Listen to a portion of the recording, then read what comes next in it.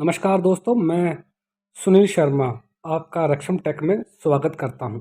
दोस्तों, आज हम बात करेंगे DVR इनकोड सेटिंग के बारे में।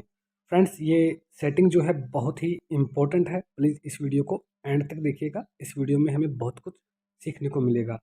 फ्रेंड्स, सबसे पहले आपको अपने DVR में लॉगिन करना है और आपको जाना है मेन मेनू में। यहाँ पर आपने जाना है सिस्टम में। सिस्टम में जाने के बाद आपको इनकोड का ऑप्शन दिखाई दे रहा होगा, इस पर आपने क्लिक करना है। कुछ इस तरह का फोल्डर आपके सामने आएगा। फ्रेंड्स, इसे अंडरस्टैंड करना बहुत ही आसान है। इनकोड सेटिंग का यूज़ हम जब करते हैं जब हमें किसी एक कैमरे पे काम करना हो। फॉर एग्जांपल के तौर पे आप देख सकते हैं चैनल फर्स्ट लिखा हुआ है यहाँ पे। चैनल फर्स्ट का मतलब है कैमरा नंबर 1। अगर आपको कैमरा नंबर 2 पे काम करना है तो आप कैमरा नंबर 2 या फिर आप जिस भी कैमरे पे काम करना चाहते हैं उस कैमरे को यहाँ से सिलेक्ट कर सकते हैं। आप यहाँ से केबल सेलेक्ट कर सकते हैं।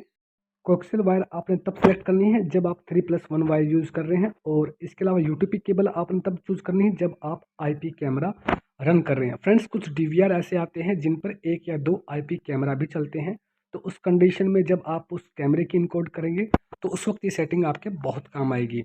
इसके अलावा फ्रेंड्स, आप यहाँ से टाइप्स को भी सिलेक्ट कर सकते हैं। कंप्रेशन जो है आपके डीवीआर का, उसे भी अगर आप चेंज करना चाहें तो उसे चेंज कर सकते हैं। किसी पर्टिकुलर कैमरे की रेजोल्यूशन को भी आप यहाँ से चेंज कर सकते हैं।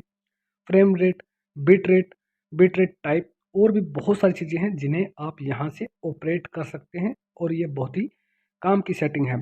फ्रेंड्स, इस सेटिंग के थ्रू जो है आप अपनी मेन स्ट्रीम एंड सब स्ट्रीम को भी यहाँ से ऑपरेट कर सकते हैं कि उनकी क्वालिटी क्या होनी चाहिए। सेटिंग को सेव करके अप्लाई करना बिल्कुल भी मत भूलिएगा।